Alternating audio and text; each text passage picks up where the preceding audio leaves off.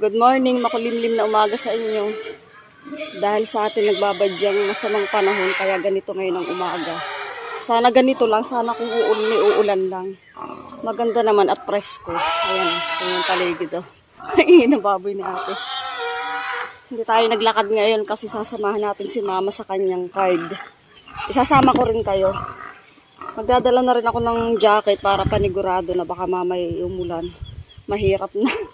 Wala tayong pandong sa daan. Tapos maghahanda lang ako ng aking iiniming chocolate habang hinihintay si mama. Ito na rin si D. Sasabay na rin siya sa amin ngayon. Gawa na ng ano. Sira kasi yung motor ni D kasi isang motor lang yung gamit namin. Yung motor lang ni mama yung gamit namin. Inasa amin lagi ang motor ni mama dahil nga kapag sinasamahan ko siya, medyo malayo-layo yung papunta sa amin para hindi na ako naglalakad kapag kailangan niya. Kaya lagi nasa amin yung motor ni mama. Tapos yun nga, every Tuesday, paano daw di. Doon kami pupunta sa Barangay Lohong sa Sitio Pantalan.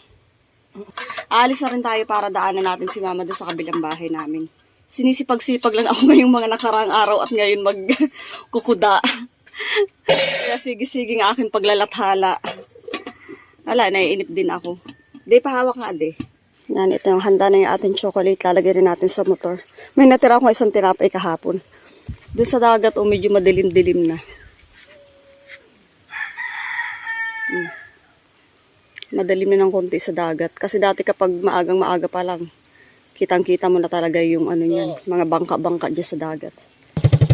Tara na!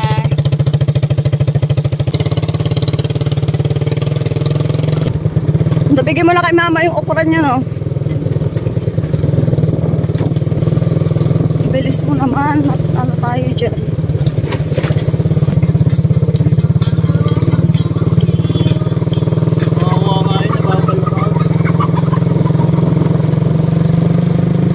Nandito na kami ni mama. Dito sa kabilang barangay. Dito sa Barangay Lohong sa Sitio Pantalan. Dito siya nag-RC. Dito kasi sinasamahan every Tuesday. Tapos ayun yung kanilang pagtitipon, yung kanilang ginagawang, yung meeting area nila. Ayan si mama. Dala na ang kanyang paninda. Tayo naman, dahil maya-maya pa dyan si mama, igagala ko kayo dun sa may tabi ng dagat. Dun tayo magkakape dahil nga may dala-dala akong kape. Teka, pupunta tayo kay mama. Kuha tayo ng swimming. Taib ngayon ang dagat. Ayun na yung ma'am nila. Ma, pabili pala ng suman mo.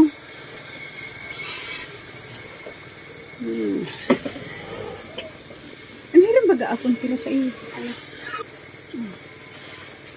Diyan ako magkakape sa may dagat. Nagkape ka na pala?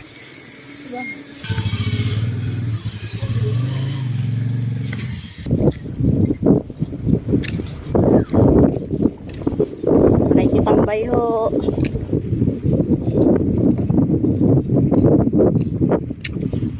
Yan, dito yung aking tambayan habang hinihintay ko si mama dito sa pier na to. Dito ito sa Sitio Pantalan sa Barangay Lohong.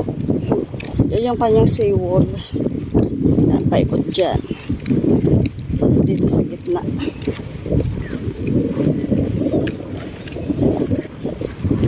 Doon yung sa parting yun, yung bundok na yung pataas, dyan yung papunta sa bahay. Kaya kapag nasa bahay ka, tanaw itong na to, dagat na to dito sa Pantalan. Tapos yung may parting resort doon, yung Darila sa Katagpara. Yan, dyan yan, kita yan sa bahay kapag nasa bahay kami. Dito tayo sa may unahan, magkakape tayo dito. Taib na taib ang tubig. Ang linaw dito mga kagala ng tubig talaga. Kaya may mga naliligo din dito, libre pa. Yan o, baba tayo.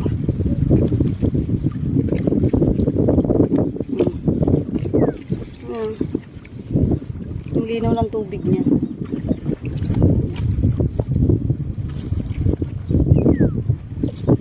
Natimingan natin ngayong taib. Madalas kasi kapag tumatambay ako dito, hibas.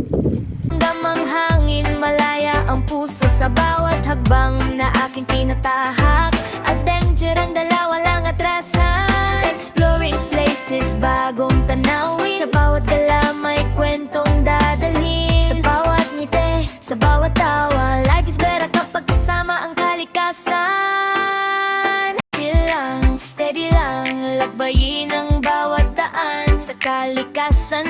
kapayapaan noon ko tunay na nararamdaman. Laging gala, tara na't gumala. Falls hunting, nature trip, saya. Sa bundok, dagat o ilog na malinaw. Sa bawat lakad, stress ay nawawala. Laging gala, sama ka na. Pag-explore ay walang sawa. Sa bawat gala, may bagong alaala. Oh, oh, oh, buhay ay masaya.